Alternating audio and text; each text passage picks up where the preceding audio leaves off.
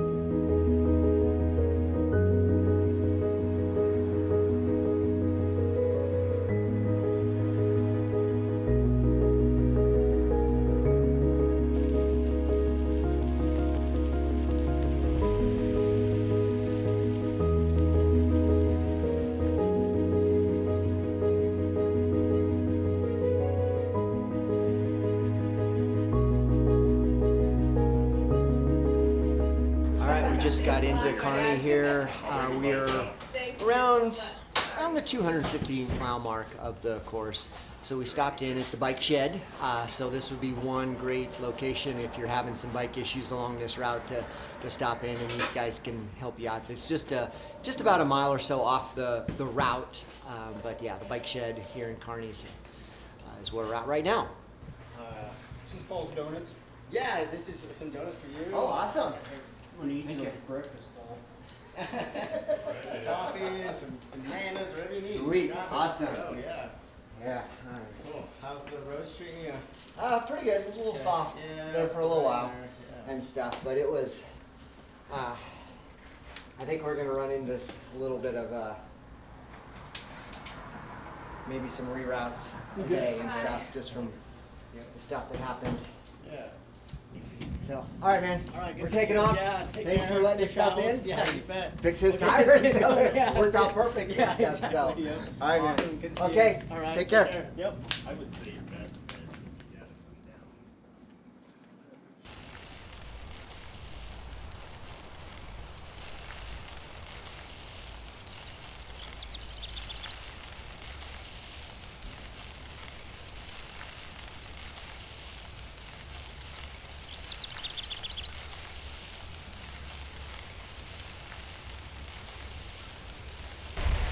Mike, you're leaving us in a little bit? What's that? You're leaving us in a little bit? Yeah, as soon as I think you turn left up here, I'll just continue north up to Broken Bow. It's been a lot of fun. Thanks for letting me hang on for a while, literally and figuratively.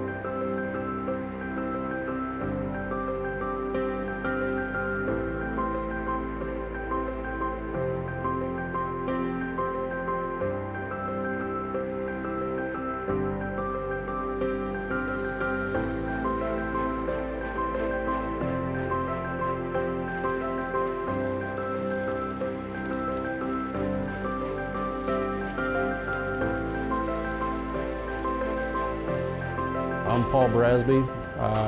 I helped Corey Godfrey with about a 200-mile section between Lexington and Ogallala. And when you leave Lexington, you have about 20-25 miles before you get to Eustis. Last chance to refuel at the J&H grocery store. And then after that, you got the Farnham Hills, a lot of B roads, work your way to Potter's Pasture and the beautiful Lusk Canyons. And the next resupply would be another 50 miles to North Platte.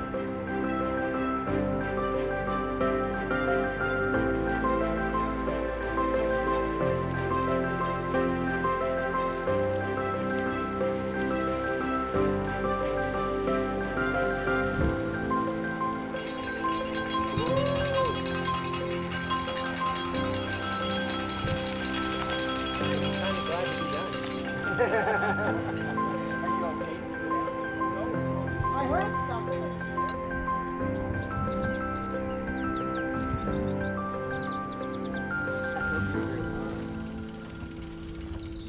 Oop, Garmin says I can't ride for 3 days.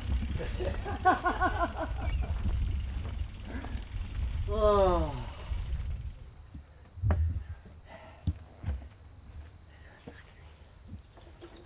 Ooh, a 7-Up would be good too. And water. Thank you. Yep. Oh shoot, I hit that so it might fizz out on you. Oh, that's fine. Oh, Coke if you want. You just let me know. this is good right now. Oh, you know what else I got?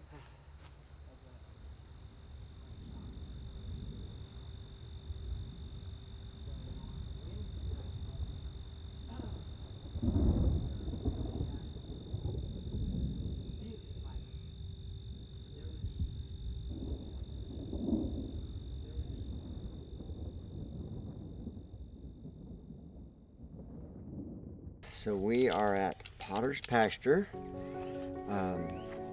We are outside of North Platte, a little ways. I'm not exactly sure how far, but we are going to head west. Morning. Sure. And so we're gonna go to North Platte, and then we're gonna end up going to Paxton, and then we're gonna go north to the north side of Lake McConaughey and right across Kingsley Dam into Okalala, and then we are going to head over to the Colorado border, and then we're gonna start heading basically straight north. We'll go through Big Springs and hopefully get to Llewellyn tonight. So another last big day, about 190 miles or so today. So I haven't looked at the weather forecast yet, but hopefully we have favorable winds and no storms tonight.